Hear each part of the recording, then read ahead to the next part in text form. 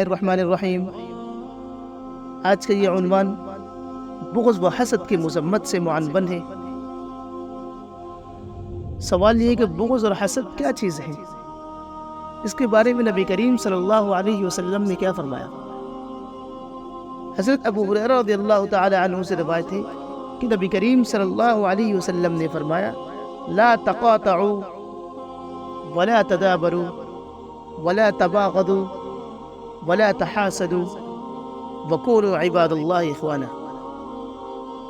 نبی کریم صلی اللہ علیہ وسلم نے فرمایا: لا تقاطعوا، آپس میں قطع تعلق نہ کرو، رشتہ داری کو ختم نہ کرو،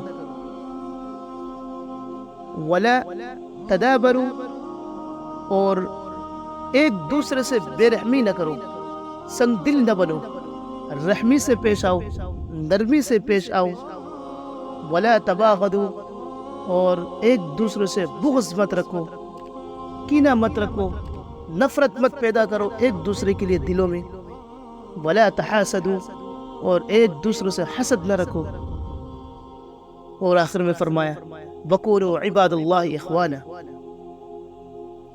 اے اللہ کے بندو، آپس میں بائی بائی ہو کر رہو، مل جل کر رہو۔ اللہ اکبر۔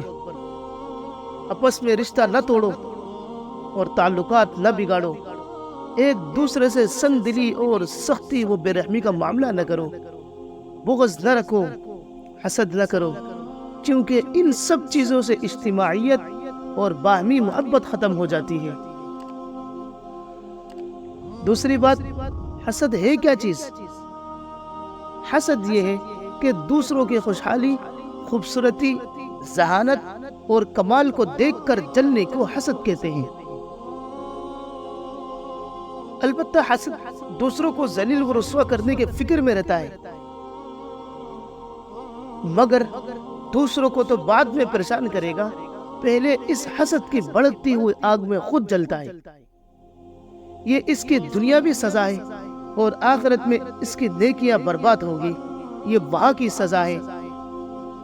چنانچہ ایک اور حدیث میں ہے کہ حسد نیکیوں کو اس طرح کہا جاتا ہے جیسے سوکھی ہوئی لکڑیوں کو آگ۔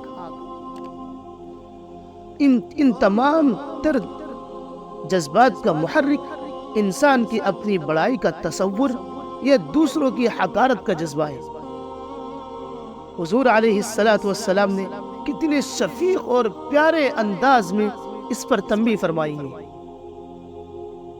ذرا غور کریں کیا فرمایا آخر میں نبی کریم صلی اللہ علیہ وسلم نے؟ وَكُونُوا عِبَادَ اللَّهِ إِخْوَانًا۔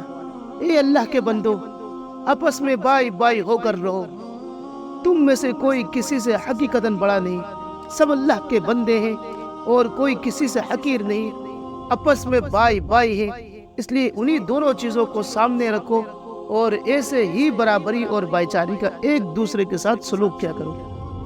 اللہ تعالی ہم سب کے حامی و ناصر ہوں۔ وما علینا الا البلاغ۔